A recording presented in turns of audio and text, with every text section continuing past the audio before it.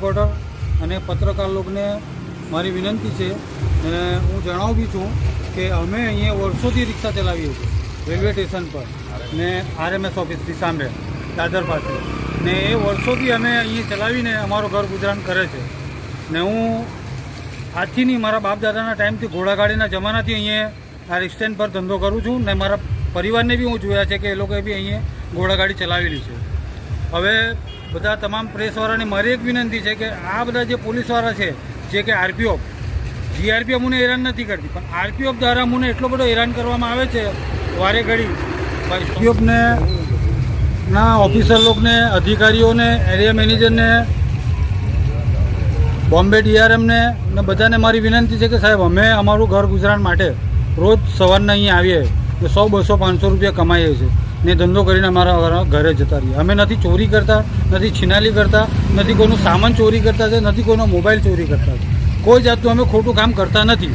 તે છતાં અમને કેમ હેરાન કરવામાં આવે છે? ને બીજા બધા પ્રાઇવેટ ગાડીવાળાઓ, બાઇકવાળાઓ, કારવાળાઓ હોય, જીપવાળાઓ હોય કે એમ્બ્યુલન્સવાળા હોય કે પ્રેસવાળા હોય કે બધાની ગાડીઓને કોઈને પણ હેરાન નથી કરવામાં આવે. ખાલી ફક્ત ને ફક્ત રિક્ષાવાળાઓને જ હેરાન કરે છે. કેમ? અમે ગરીબ માણસ એટલે કેમ અમે એ લોકોને કંઈ હેરાન કરતા છે? અમે એ લોકોને કોઈ તકલીફ આપતા છે? નથી કોઈ જાતની તકલીફ આપતા. તે છતાં અમને હેરાન કરવામાં આવે છે. આ વારે ઘડી હેરાન કરે છે. અમે વારે ઘડી એમને અરજી કરીએ છીએ. વારે ઘડી એમને અરજી કરીને માંગ કરી છે કે ભાઈ અમને રિક્ષા સ્ટેન્ડ આપી દો, અમારું છે, છતાં અમને કેમ હેરાન કરવામાં આવે છે? હમણાં પણ અમે નવી અરજી બનાવી રહેલા છે. 10 રિક્ષાની પરમિશન અમે માંગી રહેલા છે એરિયા મેનેજરના પાસે.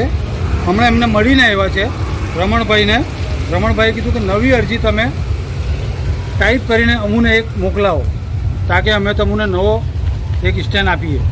તો આ જે RPOવાળા છે તે વારે ઘડી અમને હેરાન નહીં કરે એ બાબતે હું પ્રેસવાળાને, એરિયા મેનેજરને, DRMને બધાને હું વિનંતી કરું છું હાથ જોડીને કે અમે 100, 200, 500 રૂપિયા કમાવા આવીએ છીએ સાહેબ, ચોરી કરવા નથી આવતા. અમારા પર મહેરબાની કરો ને અમને ફાલતુ રીતે હેરાન ન કરો. અમને એકવાર કહો કે ભાઈ તમારો કોઈ સાહેબ આવતો છે તો અમે અમારી ગાડી કાઢી લઈએ. તમારી સાથે અમારો કોઈ દુશ્મની, કોઈ ભેદભાવ નથી. જય હિન્દ. કામ કર.